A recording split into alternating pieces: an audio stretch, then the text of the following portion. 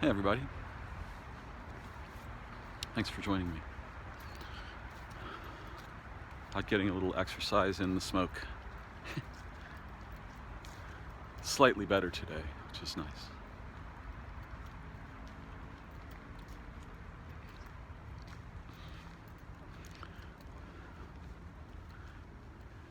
You may be in for a relatively incoherent birdwalk today, because I'm trying to operate outside my normal structure.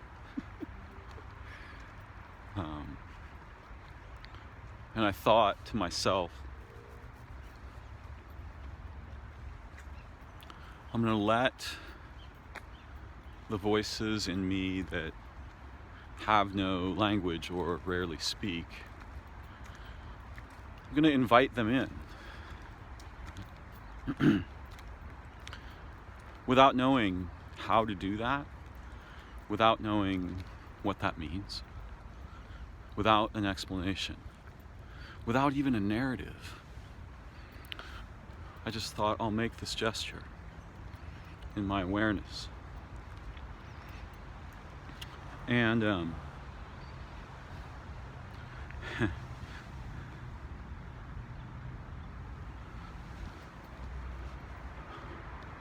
it isn't like I know what I'm doing or I'm good at it. I don't know what I'm doing. And in fact, it's worse than that. Or maybe better.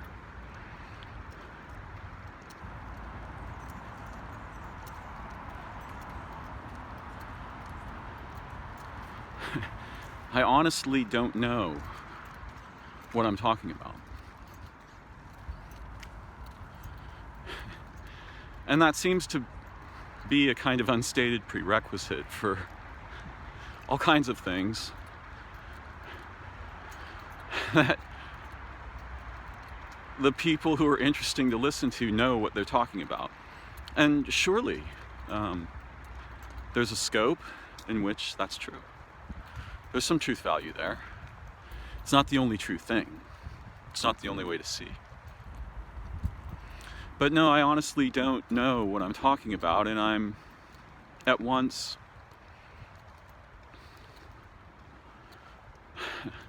speechlessly fascinated with the stuff we point at with the word knowledge. Ceaselessly fascinated with this. And at the same time, extremely suspicious. And terrified, but also mischievously frightened, like playfully frightened. There was a snail in a bad spot, so hopefully this is a better one.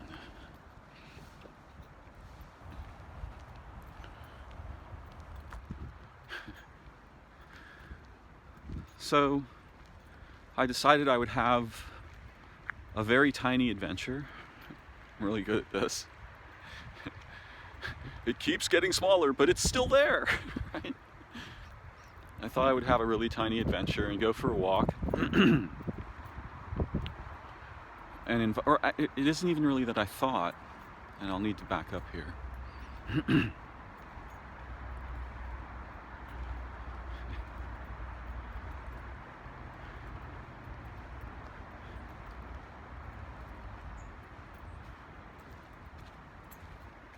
I think, I'll speak for myself, but I suspect it's uniquely familiar to nearly everyone.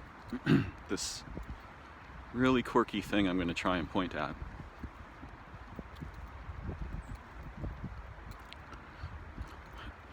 And one way to sort of joke about it is,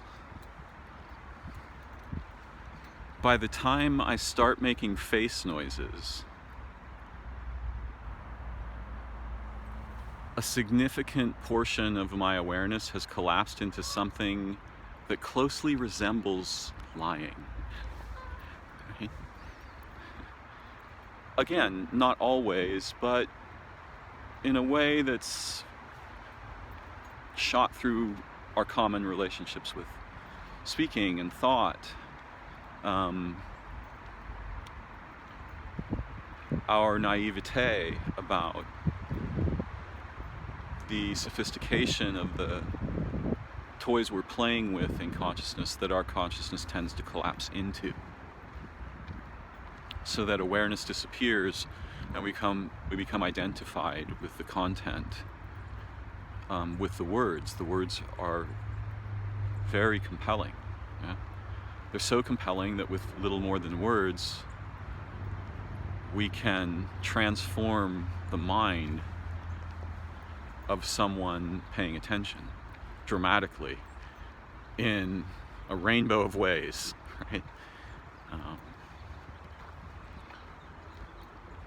And each of us has some unique local kind of visceral awareness, at least, of this, whether or not it's conscious.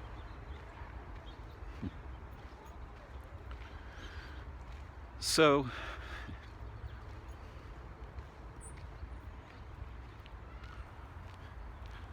I don't really know what I'm talking about because it hasn't collapsed. And I'm following but the most skeletal of agendas at the moment. Though I have a couple of little, circles on my map. And I guess I have a map. However sketchily described it might be.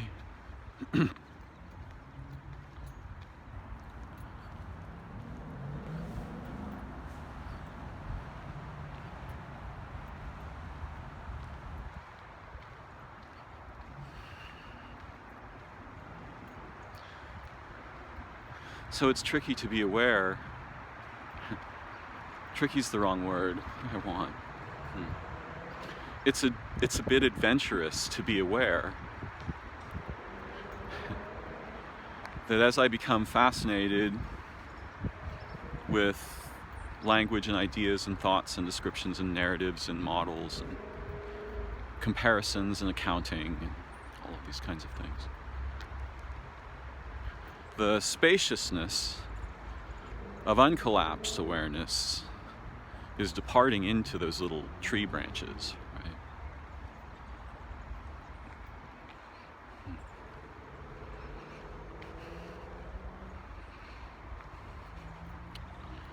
And so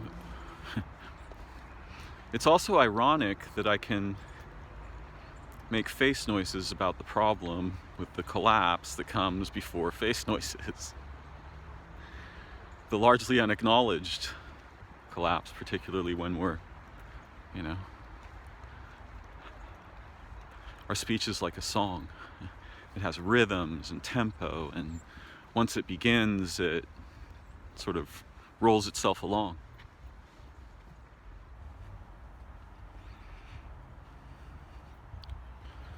Not intrinsically,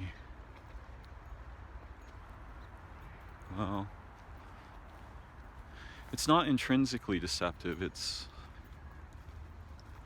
and self-deceiving. It's weirder than that.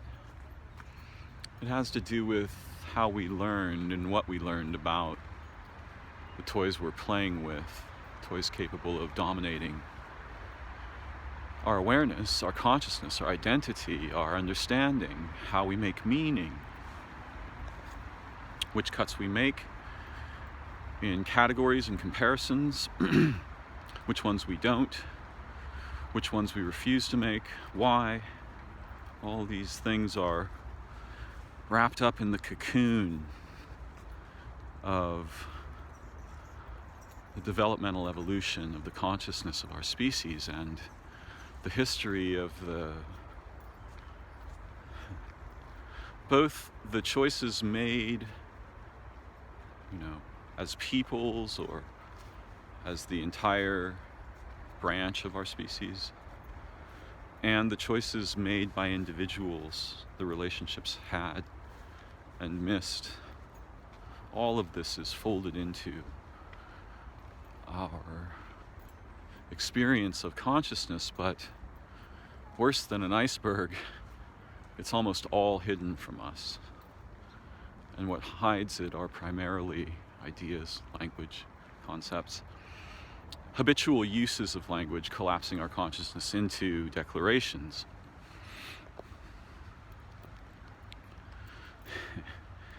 And so I'll often say when I'm really close with someone else in a conversation or relating, we might be talking, and I'll suddenly say, oh, I don't trust my mouth about this, right? And I'm just trying to say that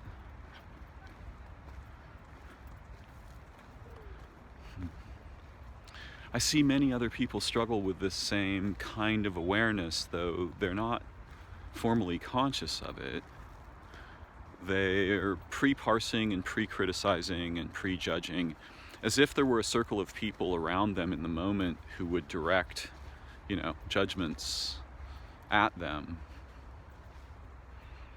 while they're trying to speak, right? They're trying to say something deeply felt, and there are particularly uniquely minded people in whom this inclination is sort of become part of their way of being in consciousness in such a deep way that it's almost physical, right? It's no longer merely cognitive, it's become embedded in their nervous systems. And this is true to some degree of all of us, I think. When we are enabled to look in these directions, right? We can leap across the gap, sometimes alone, sometimes together, between how our consciousness and awareness is entrained to collapse and its origin, right? Prior to the collapseness.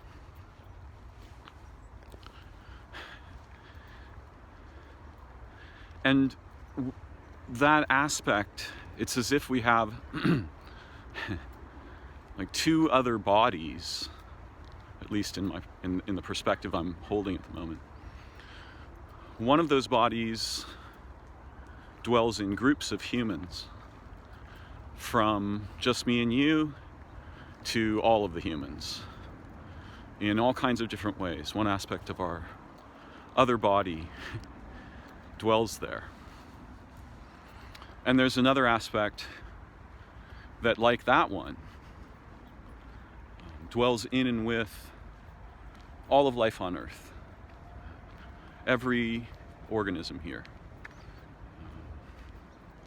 And not just those that are here, those that have been, those that will be. We have relationships, each one of us uniquely. So in this toy, right, there's a human body, there's an all-life body, and there's kind of a, we could make the diagram however we want, but above that there's the before, the origin, our body in origin. And this one down here is intimately relating up and down these concentric spheres, right? Which each one is very complex, but we can just make them into circles or spheres.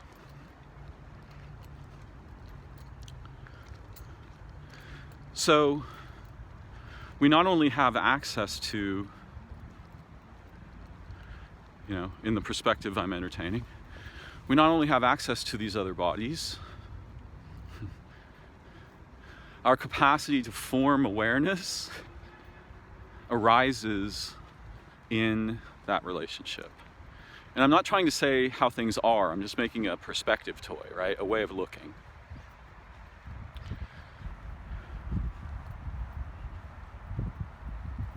And again, what I'm trying to say is that I don't know what I'm talking about. I'm trying to see, not know, right? Trying to learn to see. And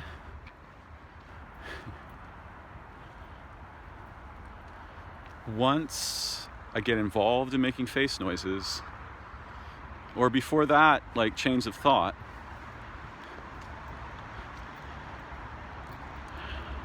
though I'm not entirely against those games, when I'm paying attention carefully from above the field of play, right, I don't trust them a lot. Or it is common that I find them untrustworthy, is more careful language. And again, there's plenty of exceptions. I'm not dismissing the whole field of play. I'm more saying, there's some fundamental qualities of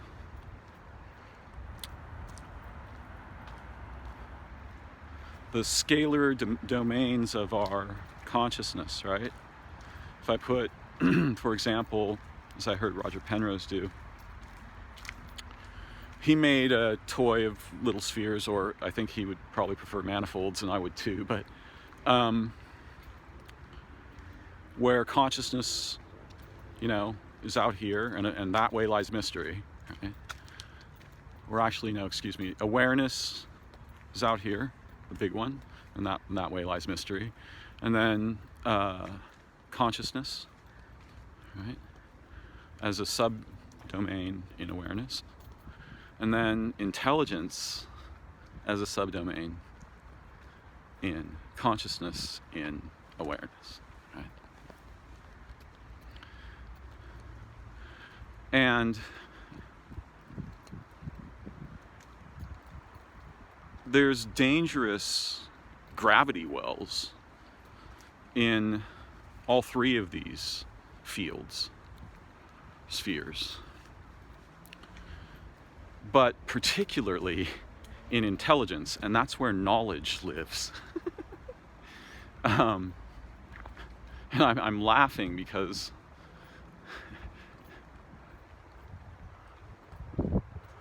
ordinarily in English, in common parlance, knowledge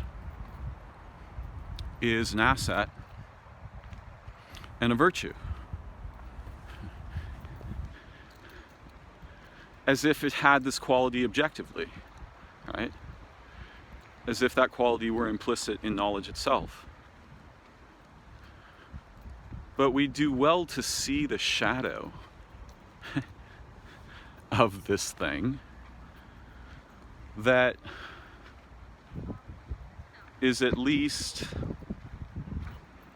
a corollary of a number of very old stories, but particularly in Genesis, where I think the story is very weird, right? And I like that it's weird, and it certainly can't be interpreted merely literally and make any sense at all, nor do I think that was the intention of the authors and the editors. But it's not merely analogical either. It's got this peculiar quality of timeless pointing at an actual disaster somewhere in the proto-history of our species, or the spirit of our species, or both, or, there's this real problem that intrudes. And it's referred to as knowledge, but I may have this wrong. I think the Hebrew word is doth, dalet, aleph.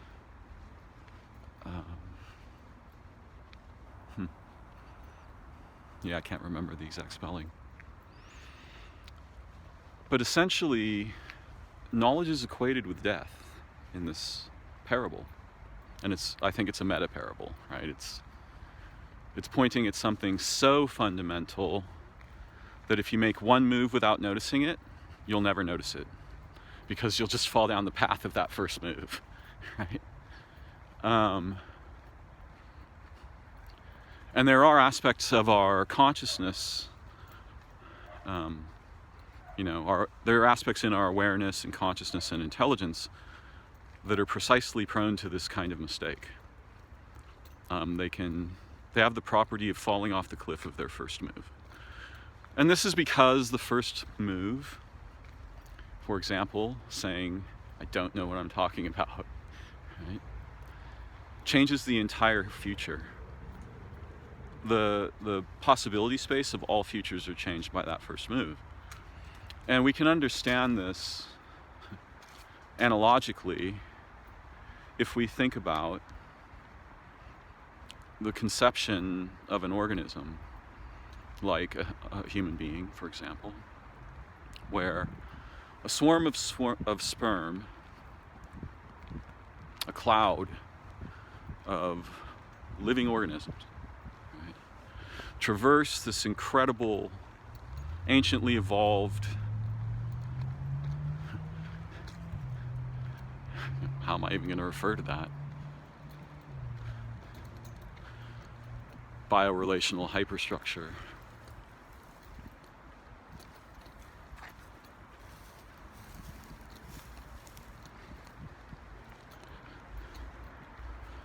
They traverse the embodied living history, not merely of mammals, but of life on Earth, anew, as if for the first time, and as if every moment this ever happened was being re-instanced.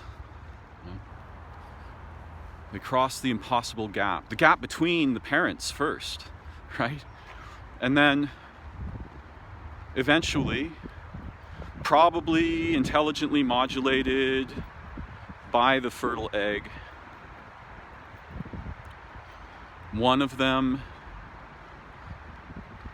lands on the membrane, penetrates it, electrochemically probably, in scientific jargon, but something else, a lot more than that's going on there. Leaves its tail comprised of a specific organelle out on the outside of the egg. It leaves, if it were a rider, it leaves its horse on the other side of the membrane and departs one universe and becomes a new universe inside a living mother. So you can see how that first move, right, wherever we place it, is it the birth of the mother and father, wherever in time you place the first move, but you can select, we can narrow the scope down to which sperm penetrates the egg, and that's not merely a competition, it's a group effort, right? It is as if the entire cloud of sperm are a single organism and individuals, and they promote, right, from within. They are continuously promoting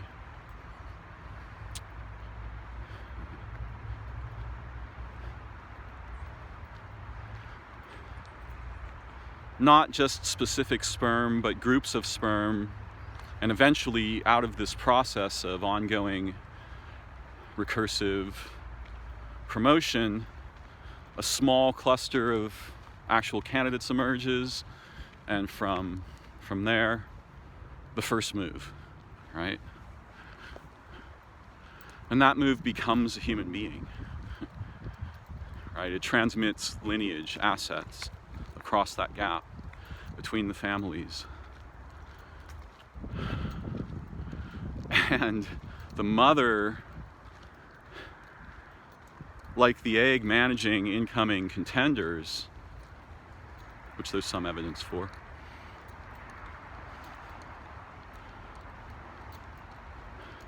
is catalyzing all of this and is embodying the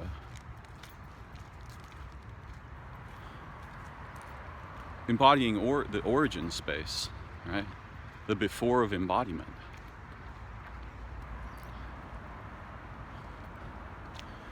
But yeah, one of the problems is that our minds are oriented in such a way that we can fall down.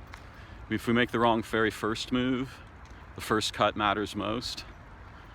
We can just fall off the cliff of bad moves thereafter and continue on making face noises as if nothing were amiss. Right? Because once we've lost what we see with, we only see the result of that loss. And so that starts to look normal and ordinary and trustworthy and repeatable and all kinds of things.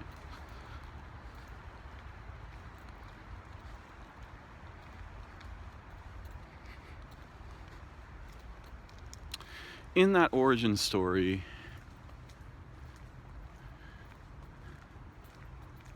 I sometimes think of it as if, and as if thinking is helpful. Again, I don't know what I'm talking about. Well, I should go back to the problem with knowledge. But the mother's emitting a signal. And the man is emitting a signal too, father. They're both emitting different sort of polarities of signals usually, but not always, and there's a mix. It's a complex mess.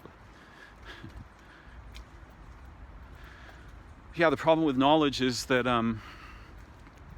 it has the propensity in our species to both falsify identity, right? Meaningfully accessible relational roles and spaces, relational spaces, can just collapse those into declarations. Oh, it's a tree. It's just a bunch of trees.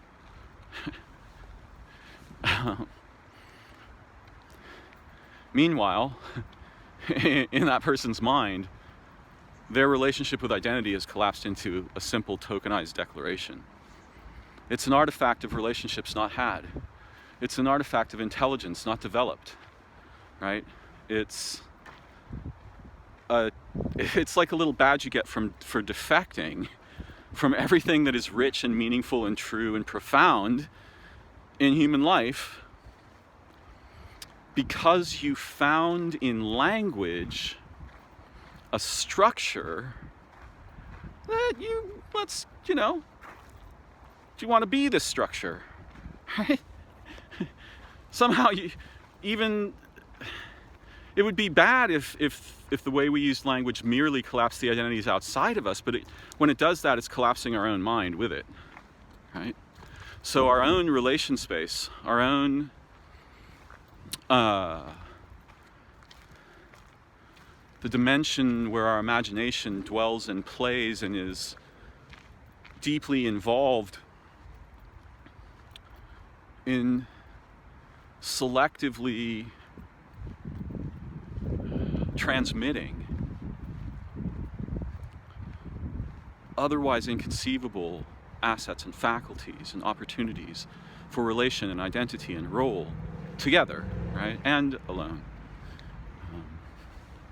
All of this stuff is prone to just collapse into things we can spit out of our mouths. And it's, again, very ironic for me to be aware of this while making face noises. Because I'm making face noises about,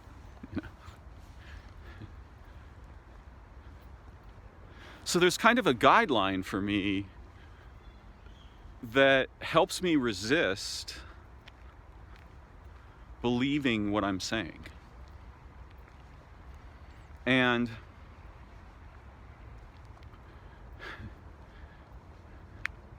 wandering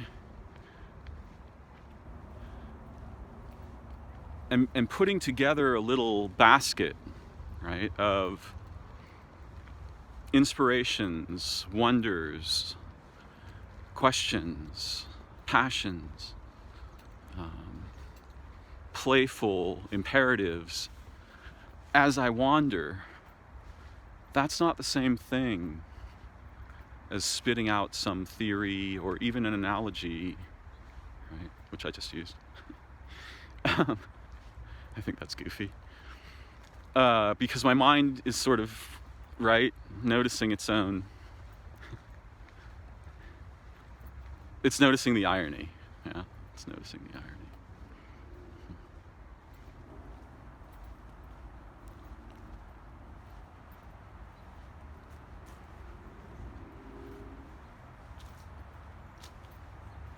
I don't really know what I'm doing, but I'm a little suspicious. I'm suspicious about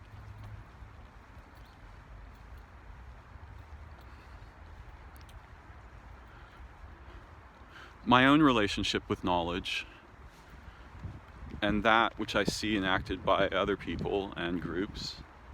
I'm very suspicious about this. At the same time, I'm not merely suspicious. Like I said, I'm fascinated. I play in that field. I think I became suspicious because I noticed that sometimes when I was feeling very profound emotions, and some of them might be uncomfortable, a number of them certainly were,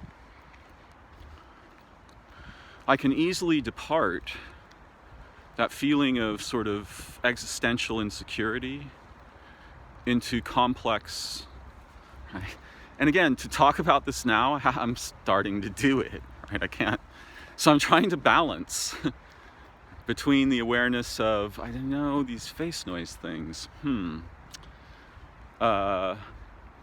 what about the feelings underneath that are, charged and confusing, and some of them painful or anxious or whatever.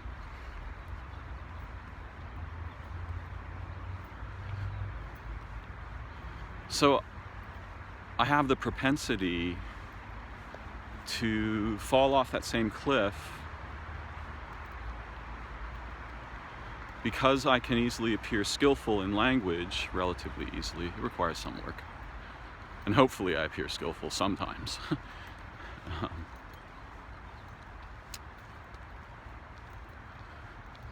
I can just sort of direct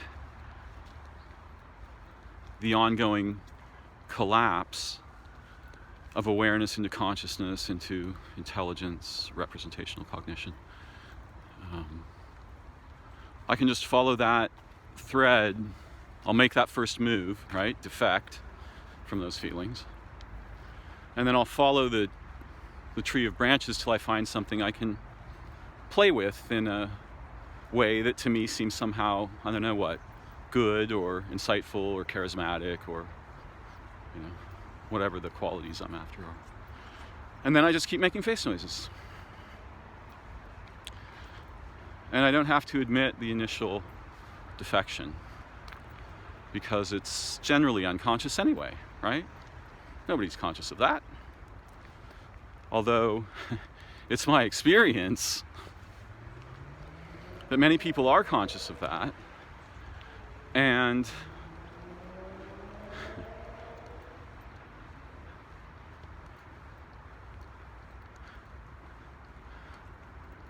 in my experience, females are uniquely adapted for consciousness about this, or at least awareness of it, whether or not they know what to do in the minefield of making language about it, right? Many of the most intelligent people I know, and I'll admit it's not a huge group, but everyone's intelligent in their own way. But the people who sort of stand out as really capable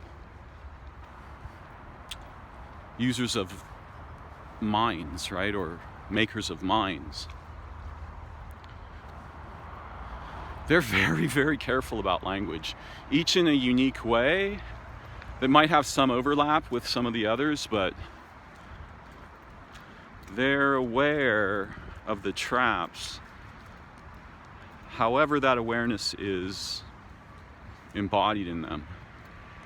They're aware of the traps of declaration, They know, like, when you make a declaration, especially if you use the word is,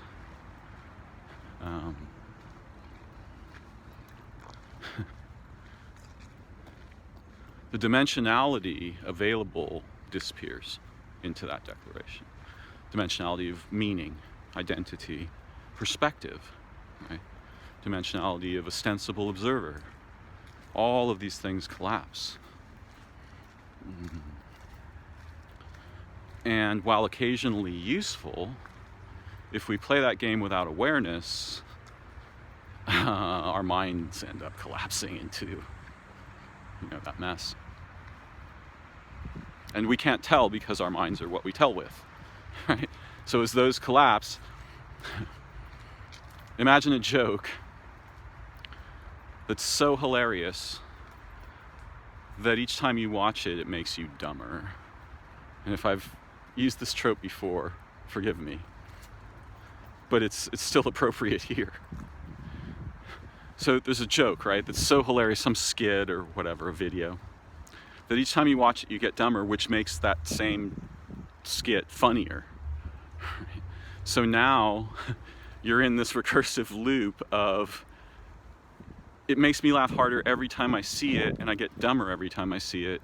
I can't tell that I'm getting dumber, I can only tell that that's funnier. And there's something like this in both individual intelligence and consciousness, maybe even awareness. I mean, certainly at the group level, right? There's all this stuff going on where every time we touch it, we get dumber, and that makes us want to touch it again right away. Or need to, or something. It's hard to overcome that, except that, there's not a single, again, A, I don't know what I'm talking about, and B, there's not a single answer, but there's ingredients, right, that we know are useful, and deeply meaningful social relation, identity, role, interaction, possibility space. That stuff for humans, we need it as much as we need food. And if we're starved over there, we're going to collapse toward low-hanging, right, reward fruit, or counterfeit reward fruit.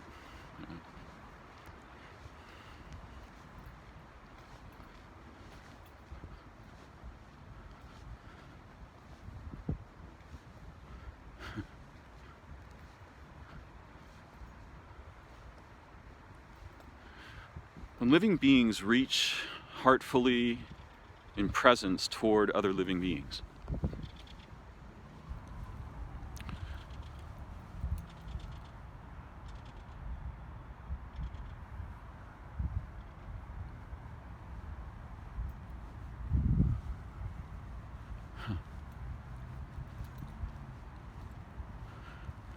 as if there's a between space, right?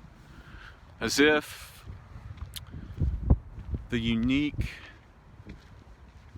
incredibly dimensionalized space between all participants in life on Earth, including from outside of time, but we'll keep it in time for now. That between space lights up with transformations anytime we relate with anything at all. Even inanimate things, although the outcome of that is of questionable value in a lot of cases. So I saw a guy, we were in a parking lot and there were many pigeons because a woman feeds them there.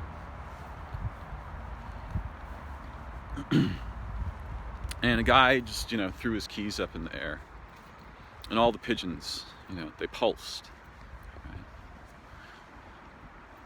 And you can explain that away with adaptation, threat response, but you'll never encompass that phenomenon with those ideas, ever.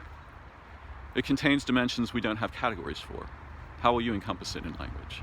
This too is the problem of knowledge, right?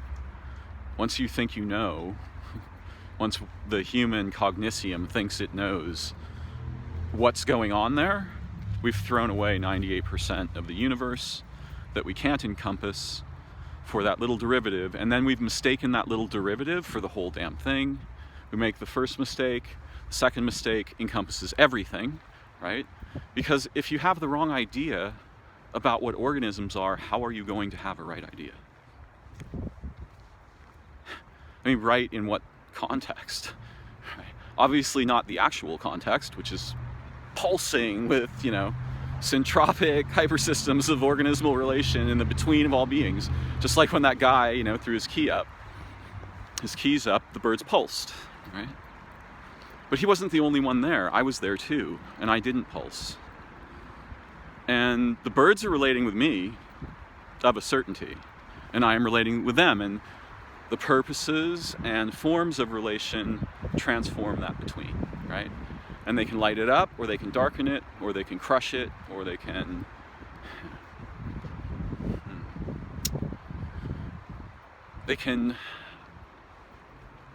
advance it into new superpositions by orders of magnitude, right? You can easily see this between humans and dogs and cats, but it can happen with any kind of organism, and it can happen with organisms themselves. And so there's this between place that's meta. It's like the space where meta aliveness is, pulsing and storming around and inventing new ways to be beyond together. Right? And that's really where everything's going on. It's not over here in language. It's not over here in description. Right? Either we're in that relational space authentically in various dimensions and degrees, and hopefully those grow over time explosively because they naturally are made to do this. Or the first move, right, collapsed us onto the side of declaration.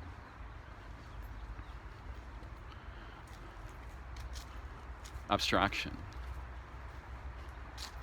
Theorizing, narratizing, confusing those products with our own identity, attaching to them, collapsing awareness, consciousness, and intelligence into these little tchotchkes that are primarily, when misused or when used in contexts where this is inappropriate or damaging, those things are primarily toxic, harmful.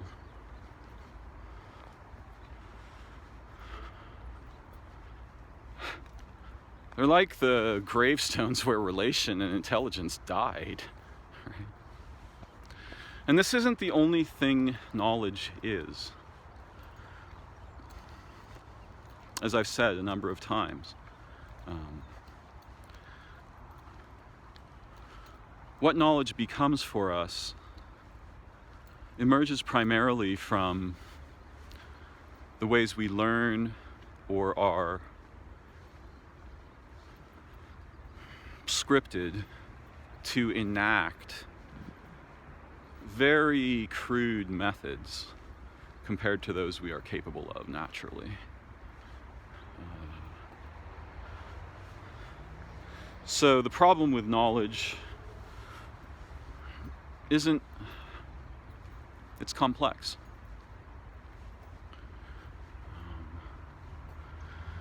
The low-hanging fruit is really toxic. Up near the top of the tree, things get better, is one way of thinking about it.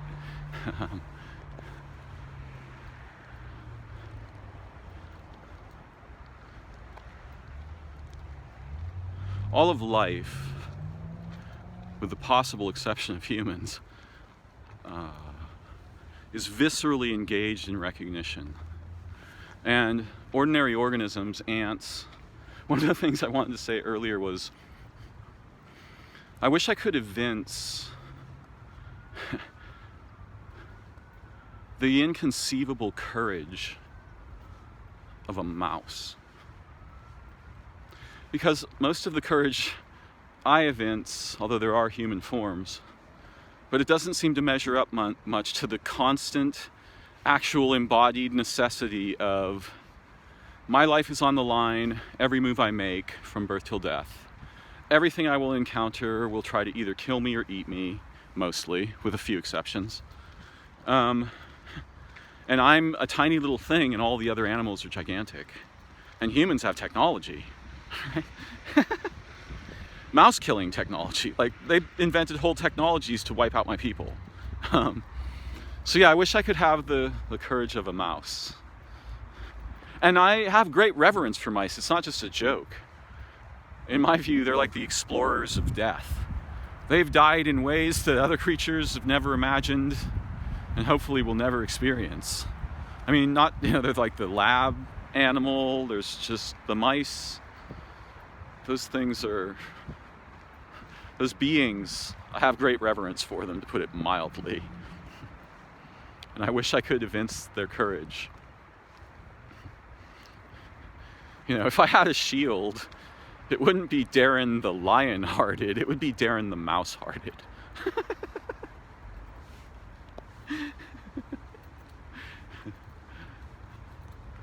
I believe in those incredibly intelligent little creatures that are much older than our species in more than one way, right? They're not merely older.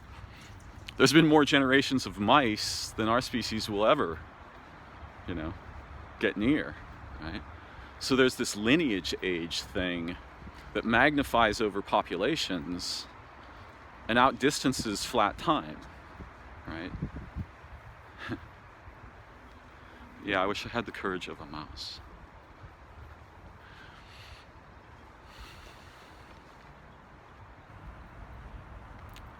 In the between of all beings, in relation,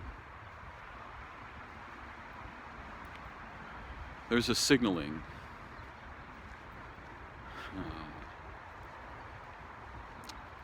There's a primordial signaling language. In fact, there's a number of them. These are languages or frameworks in which a signal can be transmitted across any distance, any time, any group of beings, and any particular beings. It's a very old network. It existed long before life on Earth. Life on Earth grew up in the sunlight of this network.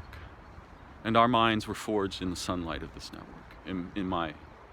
from the perspective that I'm playing with, together with you here.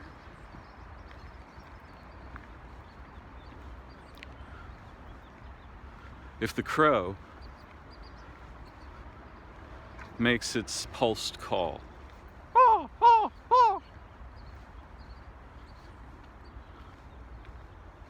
and I make its pulsed call or emulate it badly, crudely,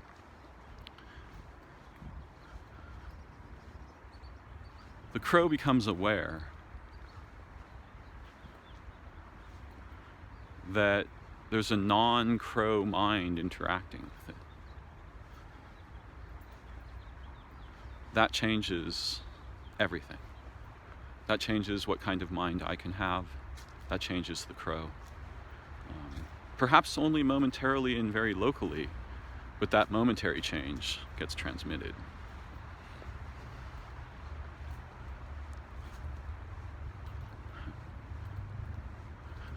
Blue and red are well-known signals,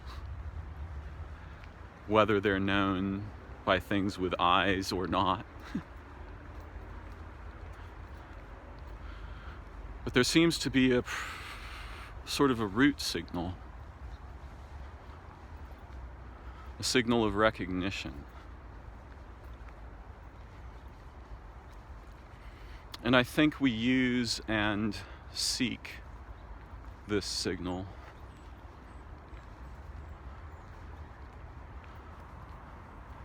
Though again, it's dangerous to make face noises about it. It can be emulated, but only crudely. And in the domain where this signal functions, signals that mimic it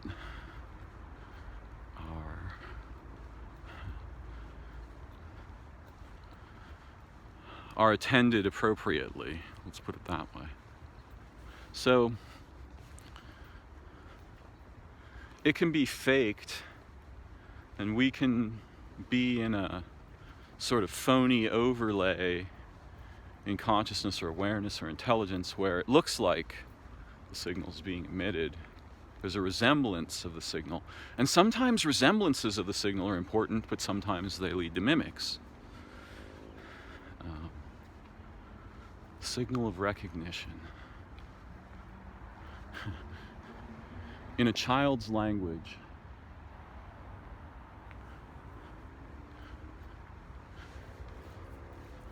the signal of recognition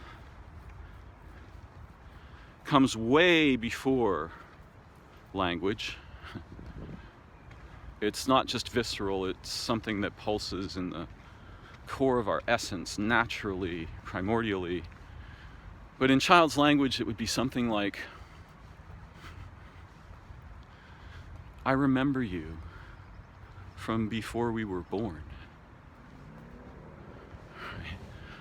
As if, oh, I recognize you from the body of origin place, right? Before we were even distinguished physically, or in 1,000 other ways.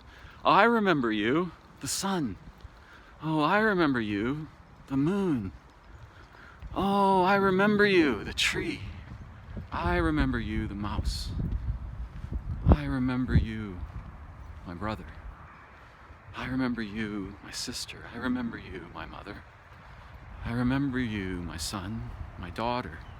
I remember you, grandfather, grandmother. Oh, I remember you from before. And the signal's hard to fake because the actual thing is so resonantly deep and rich that even though it's uniquely deep and rich in any given, actual situation or relationship, it's hard to fake because that richness is really deep and resonant. Yeah. And human social interactions and mating behavior and stuff, it orbits this signal of recognition. Oh, I remember you. I do. From the before of language, from before ideas, before skeletons, before, worlds. I remember you from before everything. We are meta-kin, right? We were kin before there were kin. And everything alive and every intelligence, it knows this signal. And each of them respond in ways unique to how they're embodied, but they all respond. There is no real word for this, but love, authentic love, presuming there is some inauthentic love, is one of the consequences of there having been signal of recognition activity. Yeah.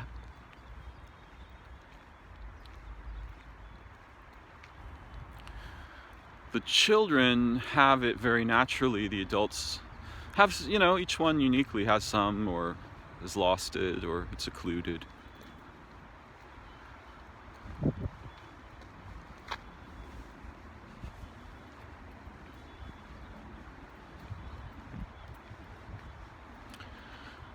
There's something deeply sacred about this matter, and it's a primordial matter. We ache to emit and receive the signal of recognition. And this is deep, deep in the foundations of our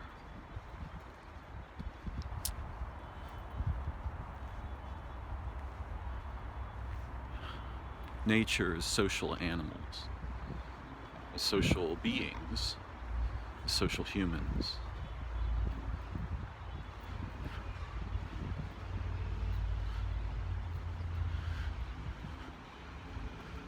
We refer to it in common English as being seen, right? And not being seen. Visual analogy is appropriate but narrow compared to the actual depth, because we certainly don't just mean with his eyes he saw me, or with her eyes she saw me.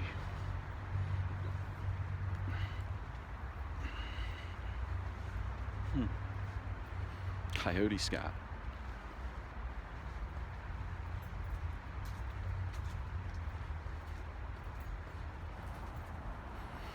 So there's something sacred there. And we must be careful about knowledge. It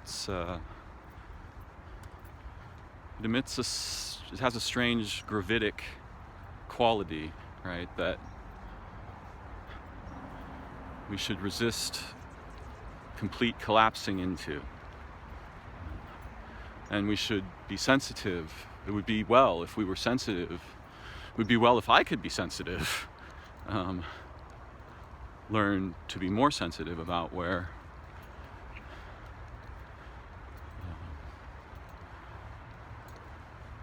my relationship with knowledge and intellect and theories and models overwhelms the upper orders of my mind, or I become really identified with some